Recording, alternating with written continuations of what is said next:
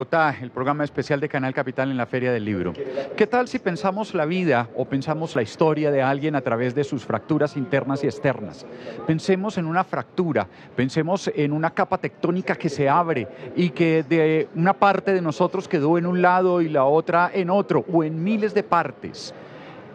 Eso significa que de alguna manera estamos en todos los lugares. Más o menos esta es la historia, bueno, por supuesto desde un punto de vista muy general, que desarrolla Andrés Neumann en su nueva novela, Fractura. Y hoy viene Andrés Neumann a acompañarnos y es para nosotros un placer saludarlo. Uno de los escritores argentinos españoles jóvenes más importantes y ganador ya de varios premios, ya vamos a hablar de ellos, que tiene en este momento las letras contemporáneas. Andrés, qué placer. Hola, muchísimas gracias. Has hecho una síntesis magnífica del libro. Creo, por mí ya está todo dicho. No, todavía falta mucho. Nos falta mucho porque aquí es la historia de un hombre japonés, el señor Watanabe, que entre otras cosas es un guiño a un poeta latinoamericano peruano, José Watanabe, Yoshio Watanabe en este caso, que vive dos momentos que produjeron unas fracturas terribles en la historia. Las bombas de Hiroshima y Nagasaki, y posteriormente el terremoto más grande que ha vivido Japón. Recuerden ustedes, un 11 de marzo de 2011, cuando también se afectó la planta de Fukushima. Exactamente, Fukushima. Y a raíz de eso empiezas tú a reflexionar y a escribir la vida de un hombre. Sí, así es. Tú hablaste de esas capas tectónicas que se rompen. A mí me impresionó muchísimo leer que aquel terremoto récord en la historia de Japón, que es mucho decir, porque Japón es una isla sísmica, aquel terremoto récord... Una gelatina, literalmente, sí. Resulta que desvió más de 10 centímetros el eje del planeta Tierra. Es decir, que todo el mundo, físicamente hablando, se conmovió ante ese terremoto. Y eso me hizo pensar qué difícil es separar a veces geográficamente ciertos impactos que terminan afectándonos a todos, aunque no queramos. Sí, claro, porque esa es una anécdota perfecta de cómo muchas veces en la vida los golpes nos producen unas fracturas que nos mueven de nuestro eje. Y este hombre entonces empieza un recorrido por el mundo, quizás a recoger o a mirar aquellas partes de sí mismo que se habían fracturado, y va a Buenos Aires, sí, va a Nueva York, va a París y a Madrid, exactamente. Y en cada uno de esos momentos también vivió fracturas y se encuentra con grandes amores. Claro, es una historia que trata de contar qué hacemos con nuestros pedazos, ¿no? Pedazos individuales, pedazos colectivos, con los lugares rotos. A mí desde niño me fascinan las cosas rotas. Recuerdo que cuando era pequeño a veces rompía los juguetes. De hecho, hemos tenido un efecto especial ahora de algo que se ha roto, imagínate. Sí. Gracias, producción. Gracias, producción. Cuando era niño yo rompía cuidadosamente los juguetes sin ninguna violencia, solo para verlos quebrarse y después tratar de rearmarlos. Desde niño me fascina la pregunta de qué se hace con algo cuando está roto. Por supuesto, la respuesta no es tirarlo, ¿no? Y en ese sentido, hay un arte en Japón que se llama el kintsugi. Eso iba para allá. Que es una forma de artesanía que repara los objetos uniendo las grietas con polvo de oro. De modo que esos objetos recuerdan para siempre que se rompieron y en lugar de disimular sus grietas, las enaltecen. Es, digamos, la antítesis del Photoshop. Claro, y nos vuelve unos héroes de guerra, porque vamos por el mundo con nuestras heridas y nuestras grietas, algunas de ellas ya sanas, otras de ellas todavía supurantes, exactamente. Y este señor Watanabe también es perseguido por un periodista, José Pinedo, que de alguna manera es como una figura en la sombra, ¿no? Como ese núcleo en la sombra que está tratando de unir todas esas fracturas, ¿no? Es como un detective malogrado porque trata durante toda la novela de entrevistar al protagonista y el protagonista le cuelga el teléfono, no le contesta los emails, no quiere responder a sus preguntas y casi se puede decir que este periodista, desesperado ante la imposibilidad de obtener las respuestas del personaje, termina escribiendo su historia para reemplazar ese hueco, ¿no? Y es verdad, como tú decías, que hay 4 historias de amor en 4 lugares diferentes y eso fue algo que me atrajo mucho. No tanto contar distintas historias de amor, sino contar cómo nuestro concepto del amor se va transformando a distintas edades. Se cuenta la historia del primer amor, que sucede en París, no podía ser de otra manera. Puede ser, sí. Después está como la primera pareja ya estable, con convivencia, etcétera, que sucede en Nueva York. Después, la tercera etapa del amor, que a mí me parece bien interesante y compleja, que sucede en Buenos Aires, que es cuando nos vamos a vivir no solo con el otro o con la otra, sino con su pasado, con sus fantasmas, ¿no? Con hijos que se acarrean, con heridas de guerra, con casas. Es decir, pero además todas esas ciudades están viviendo unas rupturas, ¿no? París está viviendo el mayo del 68. Así es. Buenos Aires está viviendo la salida de la terrible dictadura. llegada de la dictadura, la ruptura con la democracia. Madrid está viviendo ese resurgimiento de los años 90. Sí. Y saliendo del franquismo, digamos. Exacto, Nueva York estaban viviendo, saliendo del franquismo. Nueva York estaba viviendo Vietnam. En Así todas es. partes hay Sí. unas fracturas. ¿Cómo Sí. esas fracturas nos hacen a nosotros? Eso Tal es una cual. cosa... pero usted Digamos habla que también- la novela es una colección de grietas, cicatrices y fractura en busca de algún sentido. Claro, pero además lo hace desde un lenguaje sumamente poético. Usted es un escritor de poesía. Y... Ojalá, en el mejor de No, los pero casos. claro que sí lo es. Tiene varios libros de poesía, todos de ellos maravillosos. Es un seguidor de la poesía. En su libro hay referencias permanentes a la poesía. Y aquí realmente se le coló por las venas, ¿no? Por esas grietas de sus propias fracturas. Hay dos poetas que me sirvieron como para presidir la idea de la novela y están citados al principio. Uno es el poeta polaco que ganó el premio Nobel, Milosz, que dijo, si algo existe en un lugar, existirá en todos.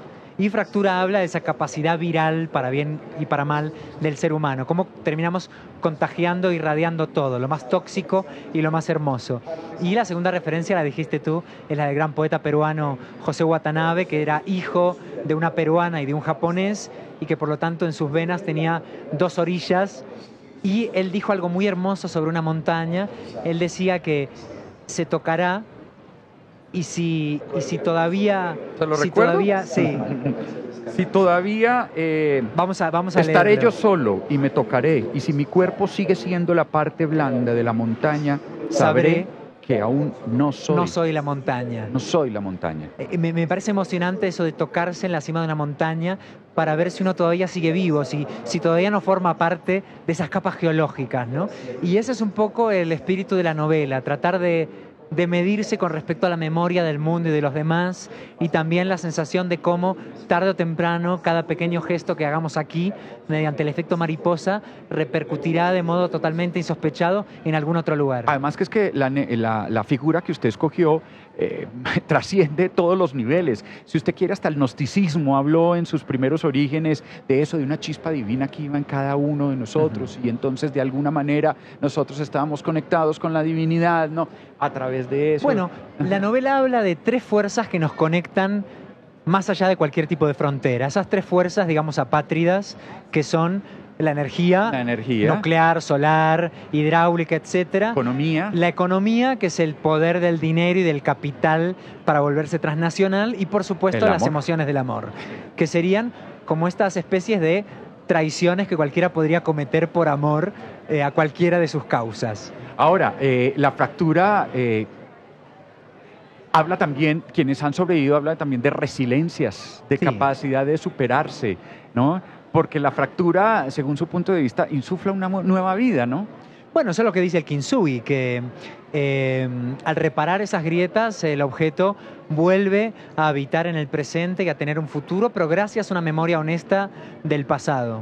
Ahora, ¿cómo hizo Andrés Neumann para encontrar la definición de las voces, de cada una de las voces que hablan ahí? Eso fue muy divertido, Porque, fue como sintonizar 4 emisoras de radio en mi cabeza poco a poco. La novela está narrada por 5 voces, una voz omnisciente que va contando las andanzas del señor Watanabe desde su niñez hasta su vejez.